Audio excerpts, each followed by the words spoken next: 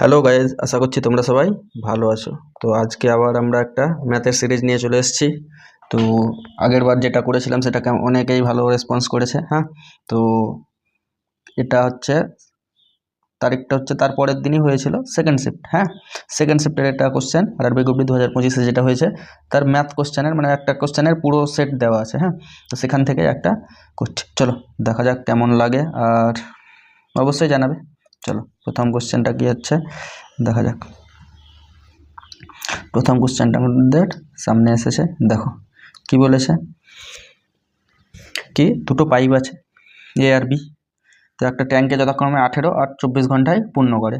যদি উভয় পাইপ একসাথে খুলে দেওয়া হয় তবে কত সময়ে পরে পাইপ এ বন্ধ করে দেওয়া উচিত যাতে ট্যাঙ্কটি 16 ঘন্টায় সম্পূর্ণ হয়। মানে বলেছে এ আর বি এত এত ঘন্টায় পূর্ণ করে, একসাথে দুটোকেই খুলে দেওয়া হলো, নিয়ে বলছে কত ঘন্টা পর এটাকে আমরা যদি বন্ধ করে দিই তাহলে 16 ঘন্টায় ট্যাঙ্কিটা পূর্ণ হবে। তাহলে আগে আমরা কি করি, চলো আগে আমরা কত ট্যাঙ্কির ক্যাপাসিটি কি ওটা বার করি। হ্যাঁ, তো বলছে কততে করছে, হচ্ছে 18 ঘন্টায়, আর বি হচ্ছে কত ঘন্টায়, 24 ঘন্টায়। তো 18 আর 24-এর লসাগু কত হয়, 72।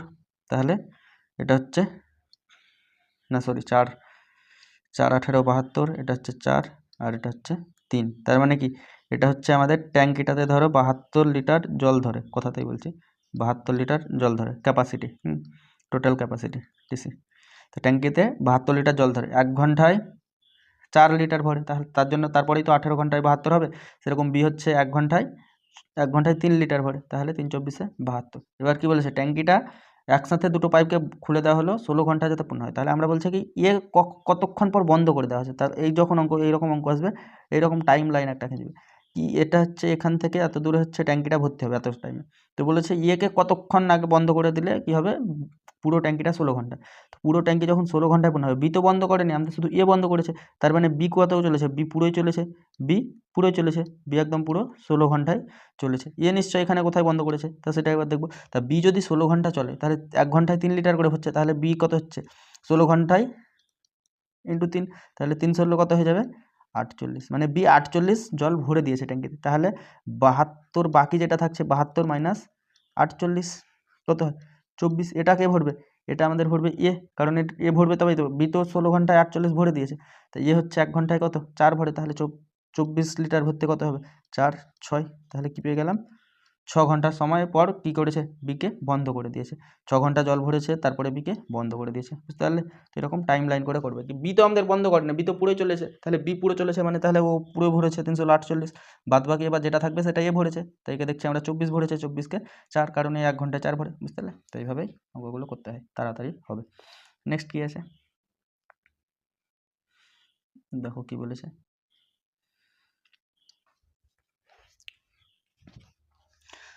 কি অমলের বিনিয়োগের বাজার মূল্য পর্যায়ক্রমে 2021 সালে 5%, 2022 সালে 6% এবং 2023 সালে 10% বৃদ্ধি পেয়েছে। প্রত্যেক সালেই বৃদ্ধি পেয়েছে, মানে 2021 সালে 5%, 2022 সালে 6%, 2023 সালে 10% বৃদ্ধি পেয়েছে।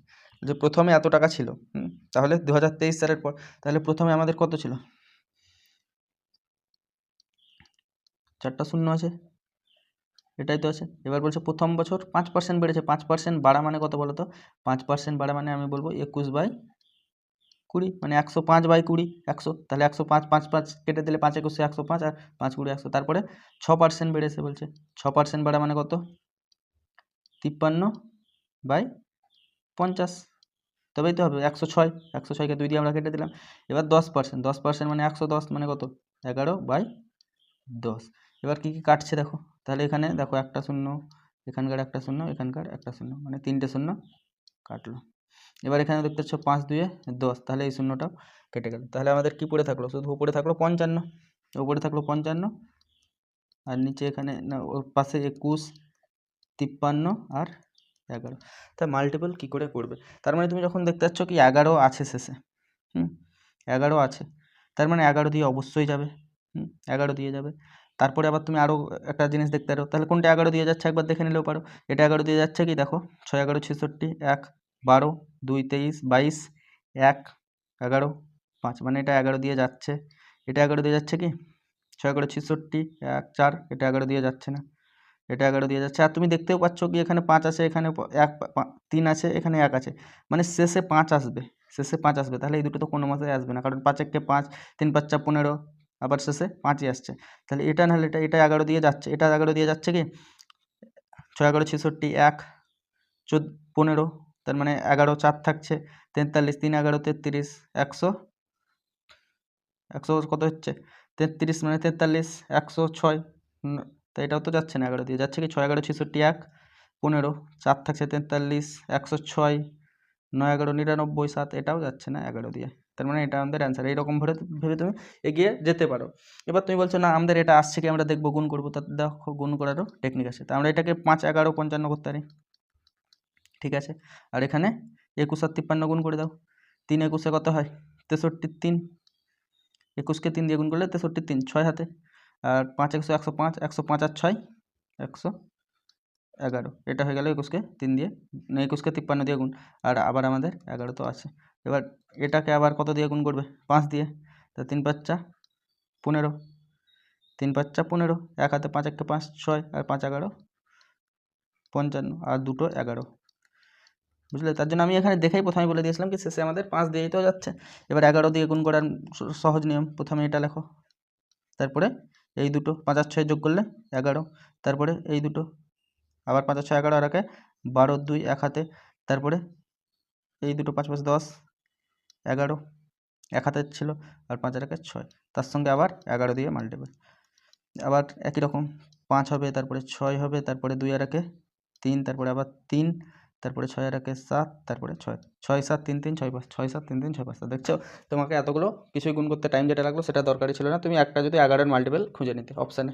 আর শেষে শূন্য আসবে না, আমি দেখেই বুঝতে পারছি, কারণ 0 5 আছে আর 1 আছে 3 আছে, শেষে 5ই আসবে। তো এইভাবেও করা যায়, বুঝলে। চলো তারপরে কি আছে,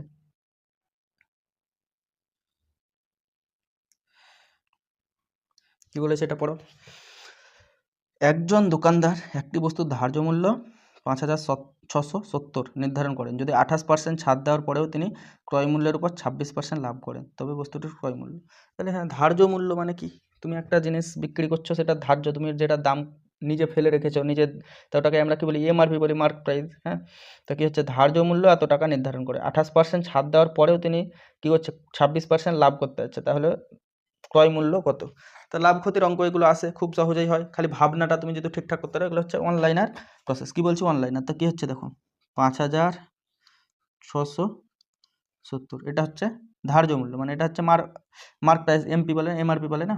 এবার ওখান থেকে কত 28% ছাড় দিয়েছে, 28% ছাড় দেওয়া মানে কত, 28% ছাড় দেওয়া মানে 72/100, এটা আমরা 28% ছাড় দেওয়ার পর পেলাম, ঠিক আছে। এবার বলছে এটা যখন ছাড় দিচ্ছে তখন কি হচ্ছে, তার ক্রয় মূল্যের উপর 126 লাভ থেকে যাচ্ছে। তা এই যে টাকাটা পেলাম এটারই ভ্যালু তো 126, তাহলে আমাদের 100 বার করতে বলেছে, তাহলে কি করব, জাস্ট 100/126। কে বুঝতে পারলে আমি কি বলছি, কি আমার 126-এর দাম হচ্ছে তোমার এই পুরোটা, এইটা 126-এর দাম এটা। এবার আমাকে 100 বার করতে হবে, 100 বার করতে হবে, তাহলে কি হবে, এই পুরোটা বাই 126 ইন্টু 100, এটাই তো লিখি আমরা, তো ওটাই তো আমি লিখেছি 100/126, বুঝতে পারলে। তো এইভাবে ভাবতে হবে, তুমি না ভাবতে পারলে হবে না, তো এইভাবে ভাবতে হবে। চলো এবার কাটাকুটি আমরা করি। কী হচ্ছে দেখো 100 100 কেটে যাচ্ছে, আর 126 কত দিয়ে কাটে তুমি জানো কি, 14 দিয়ে কাটে। তাহলে 14 9 126, এটা 14 দিয়ে কাটছে কি দেখো, 3 14 42, 4 14 56, তাহলে দেখতেই পাচ্ছ 4 14 56, আর 5 14 70, একটা শূন্য হবে একসঙ্গে, দুটো নিয়েছি তার জন্য। হ্যাঁ, তাহলে 405, আর 9 দিয়ে কোনটা হয় 8 9 72, 8 9 72। এবার 405-এর সঙ্গে 8 গুণ করো, কোনটা হবে 5 8 40, এটাতেও শেষে শূন্য নেই, এটাতেও শেষে শূন্য নেই, এটাতেও শেষে শূন্য নেই, তুমি এটা গুণ করে দেখতে পারো, 5 8 40, 4 8 32, বুঝলে। সবসময় গুণ করার আমাদের দরকার নেই, কারণ অপশান তো আছে, এর মধ্যেই তো উত্তর হবে, আমরা ফালতু কেন গুণ করতে যাবো। তো এটা হচ্ছে অনলাইনার প্রসেস, আশা করি বুঝতে পারলে। ফর্মুলা মনে রাখার কোনো দরকার নেই, তুমি নর্মাল ভাবো অঙ্ক হয়ে যাবে। তারপরে একটা কি আছে, কি বলেছে দেখো। হ্যাঁ, এইগুলো হচ্ছে সহজ জিনিস, কিন্তু অনেক সময় মাথা খারাপ করে দেয়। তো কি বলেছে, মাথা খারাপ যাতে না হয় তার জন্য প্র্যাকটিস করতে হবে। আমাদের এই সংখ্যাগুলোর মধ্যে কটা মৌলিক সংখ্যা আছে সেটা আমাদের দেখতে বলেছে। তো দেখো 374 থেকে 300 মৌলিক সংখ্যা, যে কোনো একটা সংখ্যা। তো প্রথম কথা কি, যেগুলো জোড় হবে সেগুলো তো কোনো মতেই মৌলিক হবে না। 76ও মৌলিক হবে না, 78ও হবে না। তারপরে কত হচ্ছে 78, 80, ওটা হবে না। 83, 83টা বিজোড় সংখ্যা। তাহলে কি আমাদের একটা থাকছে 375, ওটা কি হবে? কোনো মতেই হবে না। 376টা হবে না, 377 আর 379 আর 381 আর 383। তুমি এই কয়েকটা নিয়ে ভাবতে পারো কি হচ্ছে। তার মধ্যে তুমি দেখতে পাচ্ছ কি এটা 3 দিয়ে কেটে যাচ্ছে, এটা 3 দিয়ে কাটছে। আর কোনটা? এবার দেখো কোনো মৌলিক সংখ্যা জানার আমাদের কি উপায়, কি আমি কথাতেই বলছি কি এটা আমাদের মৌলিক সংখ্যাকে আমরা দেখব, এটা আমাদের মৌলিক সংখ্যা কি দেখব। তো আমি বলছি কি করব আমরা, এর আগে স্কোয়ার কি আছে আর পরে স্কোয়ার কি আছে। তা আমরা কি 19 হচ্ছে 361, 19-এর স্কোয়ার 361 আর 21-এর স্কোয়ার, না সরি 20-এর স্কোয়ার 400, 20-এর স্কোয়ার 400। তো এর মধ্যে মানে 19-এর আগে যত প্রাইম নাম্বারগুলো আছে মানে 2, 3, 5, 7, 11, 13, 17 এগুলো দিয়ে কাটছে কি দেখবো এই সংখ্যাটা। তো এই সংখ্যাগুলো যদি এগুলো দিয়ে কাটে তার মানে এটা কি হবে? মৌলিক সংখ্যা হবে না, নাহলে মৌলিক সংখ্যা হবে। মৌলিক সংখ্যা হবে, না হলে হবে না। এগুলো দিয়ে কাটলে মৌলিক সংখ্যা হবে না, আর যদি না কাটে তাহলে হবে। তাহলে দেখো 2 দিয়ে তো এটা কাটছে না, 3 দিয়ে এটা তো অলরেডি হবে না কারণ 5 আচ্ছা শেষে। তারপরে এটা 2 দিয়ে 3 দিয়ে কাটবে কি? 3 দিয়েও কাটবে না। 5 দিয়ে কাটবে না। 7 দিয়ে, 5 7 35, 5 7 35, 2 27, 7 দিয়ে এটা হচ্ছে না। 11 দিয়ে হচ্ছে না। 13 দিয়ে 3 13 না, 13 2 26, 107 কাটছে না। তারপরে কত হচ্ছে 17 দিয়ে, 17 2 34, 17 2 34, 3 37, এটাও হচ্ছে না। তার মানে এটা মৌলিক সংখ্যা একটা আমরা পেয়ে গেলাম, বুঝতে পারলে? মানে এই সংখ্যা দিয়ে যদি না কাটে তার মানে এটা মৌলিক সংখ্যা। এবার এটা আমরা দেখছি 2 দিয়ে তো কোনো মতেই যাবে না, 3 দিয়ে যাবে কি? 3 দিয়েও যাবে না, 5 দিয়েও যাবে না, 7 দিয়ে, 5 7 35, 2 যাচ্ছে না, 7 দিয়ে, 11 দিয়ে যাচ্ছে না, 13 দিয়ে, 13 2 26, 119। তার মানে দেখো এটা 13 দিয়ে কাটছে, 13 দিয়ে এটা কাটছে। তার মানে এটা আমাদের মৌলিক সংখ্যা না, এটাও মৌলিক সংখ্যা না। এবার এটা দেখে নাও 2 3 5 দিয়ে তো হচ্ছে না, 7 দিয়ে, 5 7 35, 3 হচ্ছে না, 11 দিয়ে, 11 দিয়েও হচ্ছে না, 13 দিয়ে, 13 2 26, তার মানে 12, 123 হচ্ছে না, 17 17 2 34, 4 43। তার মানে এটাও তোমার কি মৌলিক সংখ্যা। তার মানে আমরা কি পেয়ে গেলাম? এই দুটো মৌলিক সংখ্যা পেলাম। তাহলে দুটো মৌলিক সংখ্যা এদের মধ্যে যেটা, তো এইভাবে তোমাদেরকে দেখতে হবে কি কোনটা কাটছে কোনটা কাটছে না। তো আমার এটা দেখে হলো, টাইম লাগলো। তুমি অনেক সময় কি দেখা মাত্র হয়ে যাবে, এগুলো বেশি টাইম লাগবে না যদি প্র্যাকটিস থাকে। তার মানে কি হচ্ছে এগুলো হচ্ছে দুটো মৌলিক সংখ্যা থাকবে। চলো নেক্সট কি বলেছে দেখো, একটা ত্রিকোণমিতির অঙ্ক, খুব সহজ অঙ্ক ত্রিকোণমিতির, কারণ খুব সহজ লেভেলে আসে ত্রিকোণমিতি, আর ভয় পাওয়ার কোনো কারণ নেই। দেখো এখানে আমাদের কি বলে দিয়েছে, tan a সমান 1, তাহলে sin a plus cos a অনেকভাবে ফর্মুলা করা যায়, অ্যাপ্লাই করা যায়। আমি বলছি মাথা কেন খারাপ করবো, আমরা tan a মানে দিয়ে দিয়েছে কত 1, তাই এটাকে 1/1 লিখতেই পারি।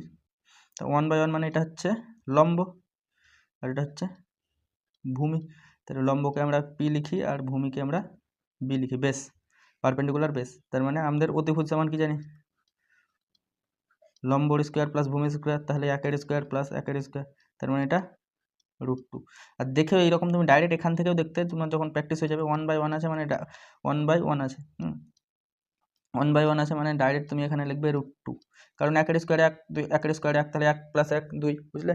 তো এটা হয়ে গেল আমাদের অতিভুজ। তাহলে আমাদের কি সাইনে চেয়েছে, সাইনে মানে কত, লম্ব বাই অতিভুজ, লম্ব মানে কত 1 আর অতিভুজ মানে √2। আবার কষে মানে কি ভূমি বাই অতিভুজ, তো √2, তাহলে এখানে উপরে কি হয়ে যাচ্ছে 2 √2, তা √2 কেটে গেলে কি থাকবে, একটাই তো √2 থাকবে।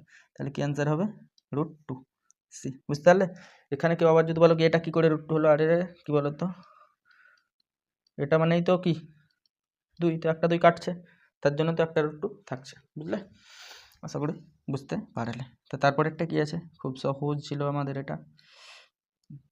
দেখো কি বলেছে এটা, এটাও একটা ধার্য মূল্যর মানে লাভ ক্ষতি ডিসকাউন্ট ওই চ্যাপ্টারেরই অঙ্ক।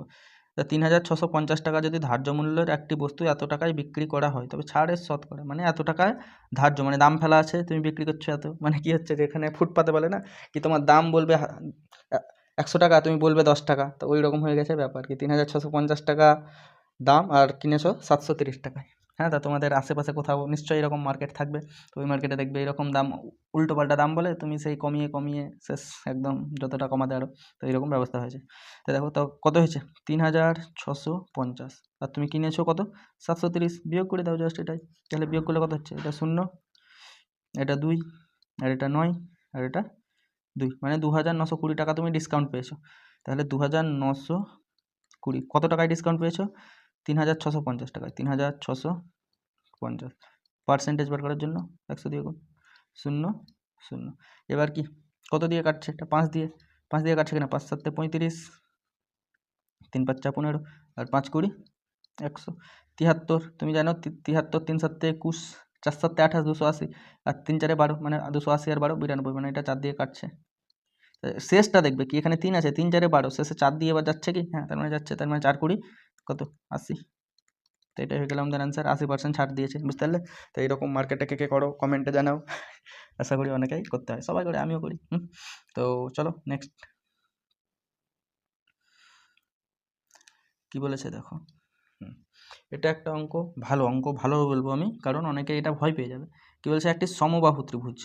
সমবাহু ত্রিভুজ মানে কি বলতো, যার 3টে বাহু সমান, বাহুর দৈর্ঘ্য একটি বর্গক্ষেত্রের বাহুর দৈর্ঘ্যের সমান। মানে তুমি ধরো এই 5 সেমি একটা বাহু নিয়েছো, এটা দিয়ে একটা ত্রিভুজ এঁকেছো 5 সেমির 3টে বাহুই, হ্যাঁ, আবার 5 সেমিরই বাহুর একটা বর্গক্ষেত্র এঁকেছো, মানে 4টা বাহুই 5 সেমি, এরকম বর্গক্ষেত্র এঁকেছো।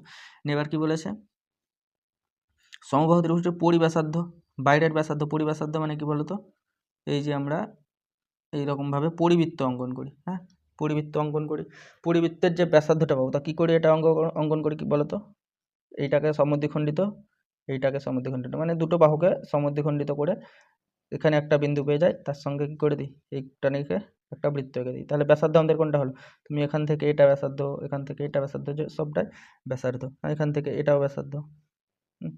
তো পরিব্যাসার্ধ, আর এখানে বলেছে এর ভিতরে অন্তর্ব্যাসার্ধ, বর্গক্ষেত্রের ভিতরে একটা বৃত্ত এঁকেছো, বর্গক্ষেত্রের ভিতরে একটা বৃত্ত এঁকেছো, তাদের অন্তর্ব্যাসার্ধের অনুপাত চেয়েছে।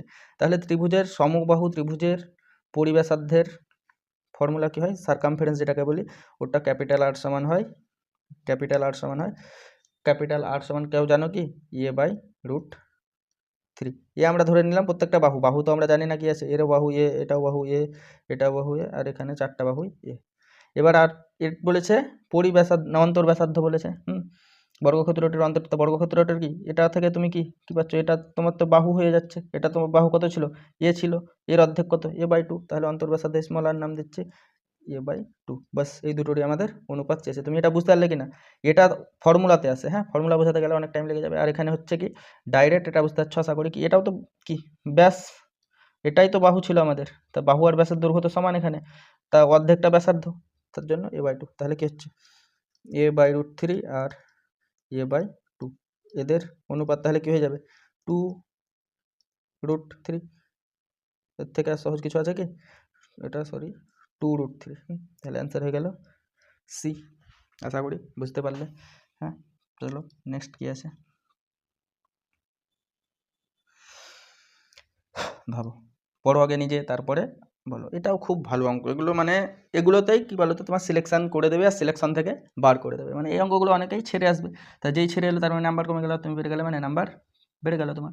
তো এগুলোতে হচ্ছে মানে সিলেকশনটা কনফার্ম করে দেয়, বাদ বাকি তো মোটামুটি কোশ্চেন ইজি থাকে, মোটামুটি সবাই করতে পারে যেগুলো, কিন্তু একটা দুটো যে কঠিন থাকে সেগুলোকেই তোমার ডিফাইন করে দেয় সিলেকশন হবে কি হবে না। তো তার মধ্যে এই অঙ্কটা একটা, আমি বলবো এটাকে স্টার দিয়ে রাখতে পারো, এইরকম অঙ্ক প্র্যাকটিস করো, সহজ অঙ্ক বেশি প্র্যাকটিস করে লাভ নেই, কঠিন অঙ্কগুলো প্র্যাকটিস করো, তাহলে সহজগুলো অটোমেটিক হবে।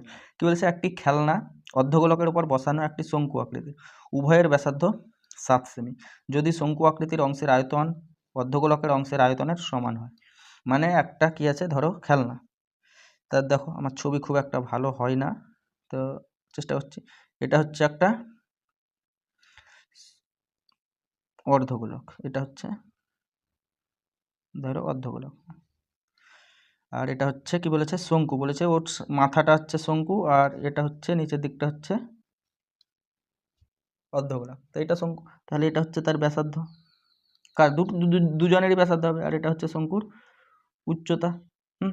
তাহলে এখানে আমরা লিখে দিচ্ছি এটা হচ্ছে ব্যাসার্ধ, আর এটাই দিয়ে দিয়েছে 7, আর উচ্চতা এখানে দিয়ে দিয়েছে এইচ দিয়ে দেয়নি, উচ্চতাটা এইচ হয়। তো এবার কি বলেছে, কি শঙ্কুর আয়তন, তো শঙ্কুর আয়তনের ফর্মুলা কি, শঙ্কুর আয়তন হচ্ছে 1/3 পাই আর স্কোয়ার এইচ, এটা হচ্ছে শঙ্কুর আয়তন। শঙ্কুর আয়তন, হ্যাঁ। আর অর্ধগোলকের আয়তন কি হয়, গোলকের আয়তন হয় 4/3 পাই আর কিউব, আর অর্ধগোলকের হয়ে যাবে 2/2/3 পাই আর কিউব। তো আমাদের অঙ্কে বলে দিয়েছে এই দুটোই সমান, তাহলে এই দুটো সমান মানে কি হচ্ছে, দেখো সমান করে দিচ্ছি, একবারে লিখলে হতো 1/3 পাই আর স্কোয়ার এইচ, আর এখানে 2/3 পাই আর কিউব। তাহলে কি হচ্ছে দেখো, এখানে 3 পাই বাই থ্রি কেটে যাচ্ছে, এখানে দুটো আর আছে কেটে গেল, বলেছে দুজনেরই ব্যাসার্ধ একই, হ্যাঁ ওর উপরেই তো বসানো আছে, তাহলে ব্যাসার্ধ কী করে আলাদা হবে, তাহলে এখানে দুটো আর কেটে গেলে একটা আর থাকবে, তাহলে কি কি পড়ে থাকছে, এখানে এইচ আর এখানে 2r, এইচ সমান 2r। কিন্তু আমরা আর সমান কি জানি, আর সমান 7 জানি, তার মানে এইচ সমান কত হয়ে গেল 7×2 = 14, আর এর ভ্যালু যেহেতু জানি, হ্যাঁ আর সমান 7 দিয়ে দিয়েছে, আগেই বলে দিয়েছে কি ব্যাসার্ধ 7, তাহলে এইচ সমান 14। এবার আমাদের বলেছে তবে খেলনাটের মোট উচ্চতা, খেলনাটের উচ্চতা বার হলে এখান থেকে তোমাকে এত দূর যেতে হবে, তাহলে নিশ্চয়ই এখান থেকে এটাও তোমার যোগ করতে হবে, তো এখান থেকে এটা কি, এখান থেকে এটাও তো ব্যাসার্ধ, এটা ব্যাসার্ধ হলে এটাও ব্যাসার্ধ, তাহলে এটাও 7, তাহলে এটা 7 আর এটা 14, তাহলে কি 14 + 7 মানে টোটাল এটা খেলনার উচ্চতা, তাহলে 14 আর 7 21, বুঝতে পারলে, তাই এটা হচ্ছে অ্যান্সার 21। এইরকমভাবে অঙ্কগুলো ভাবতে হবে, খুব সহজ, মানে খুব সহজভাবেই দিয়েছে, ভাষাটা বুঝতে পারলেই হলো। তো চলো নেক্সট কী বলেছে দেখা যাক।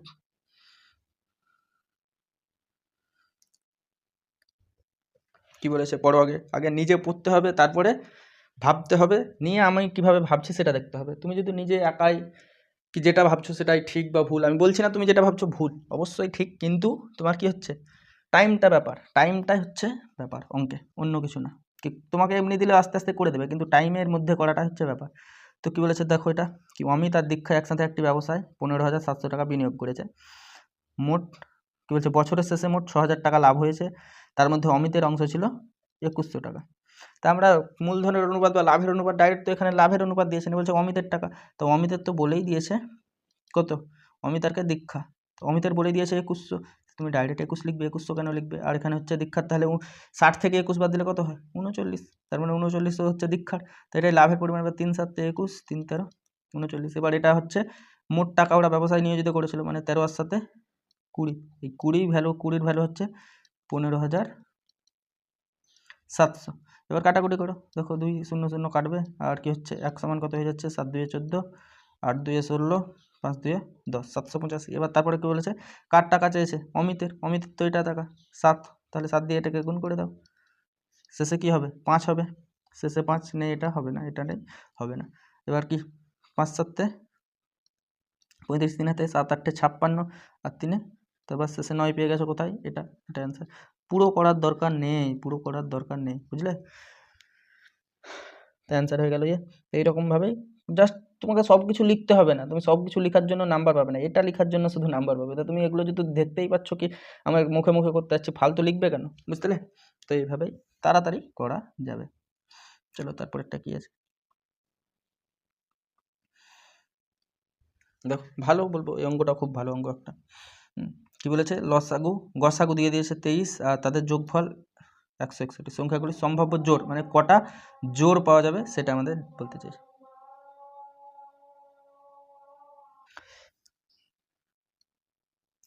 কি বলেছে এটা দেখো ভালো অঙ্ক, কি বলেছে একটা দুটি সংখ্যার গসাগু বলে দিয়েছে 23, আর তাদের যোগফল, এখানে গুণ না, হ্যাঁ যোগফল মাথায় রাখবে, এই সংখ্যাগুলি সম্ভাব্য জোড়, মানে কতটা জোড় পাওয়া যাবে।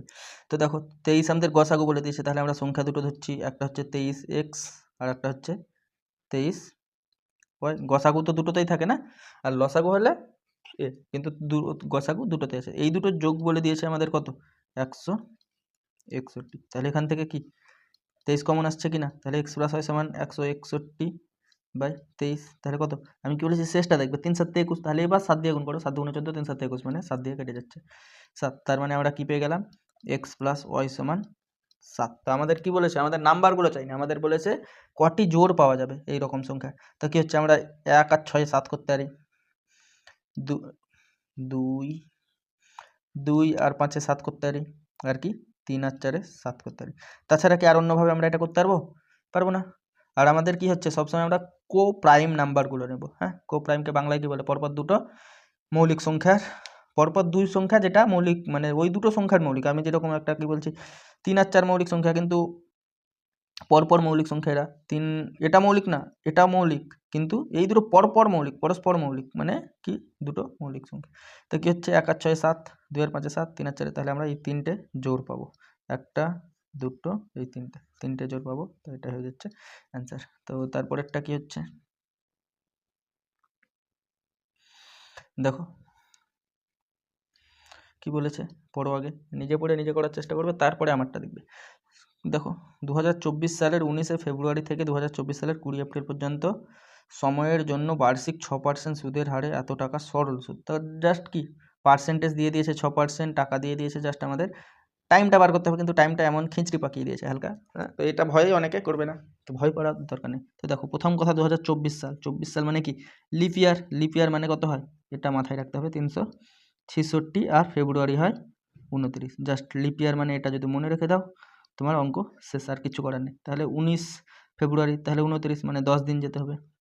আর তারপরে হচ্ছে কি হচ্ছে ফেব্রুয়ারির পরে মার্চ, মার্চ তো পুরো আছে 31, তারপরে এপ্রিল হচ্ছে 20, কারণ ফেব্রুয়ারি মার্চ এপ্রিল, তাহলে এই তিনটে যোগ করলে হচ্ছে কত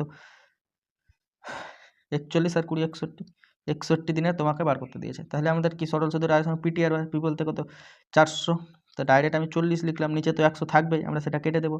তাহলে 40 ইন্টু কত 6 ইন্টু 61 বাই কত হবে 366। অনেকে তাড়াহুড়ো করতে গিয়ে এখানে 365 করে দিল, বাস অঙ্ক আর মেলাবে না, কারণ কাটাকুটি হবে না।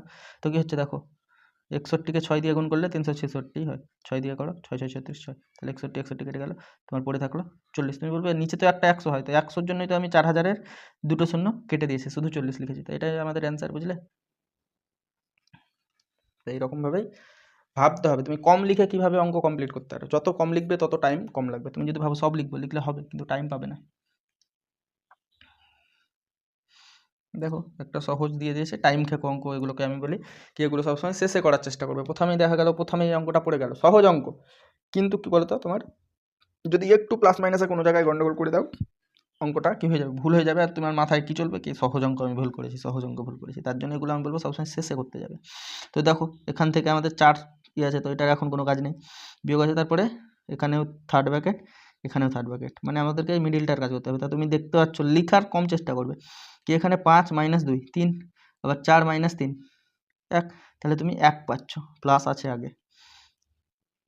আর এখানে হচ্ছে ভাগ করছো 4 দিয়ে, তাহলে 2, এখানেও তুমি 1 পেয়ে যাচ্ছ, 3 থেকে 2 বাদ দিলে 1, তাহলে এখানে তুমি এটা পেলে 2, তুমি না লিখলেও পারতে 2, এখানে 4 মাইনাস, তাহলে কি হচ্ছে 4 - 2, তার মানে তুমি পুরো এই যে কমপ্লিট হলো এটা, এখান থেকে তুমি 2 পেলে, ঠিক আছে। এবার প্লাস আছে, এবার এটাকে করো, এখানে খালি একটা জায়গায় তোমার কি আছে ভাগ আছে, তার মানে এটা 1/2 হয়ে যাবে, তাহলে এই 2 আর 4 আর 2 বিয়োগ করলে এটা কেটে যাবে, তাহলে এখানে 3 থাকছে 18, তাহলে এখানে প্লাস কি থাকছে 2 প্লাস এটা 4 প্লাস 3 18 54, এই 18 আর 3 2 কী করে কাটলাম এটা বলো তো, এখানে ভাগ 2 আছে মানে এটা 1/2 হয়ে যাবে, 1/2 হলে এখানে 4 - 2 মানে 2, তাহলে 2 2 এখানে কেটে গেল, তার 3 18 54, আর এখানে 4, আর এখান থেকে আমরা পেয়েছি 2, তাহলে 54 আর 6 60, অ্যান্সার হয়ে গেল, বুঝলে।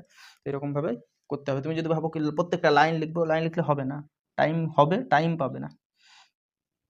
তারপরটা কি বলেছে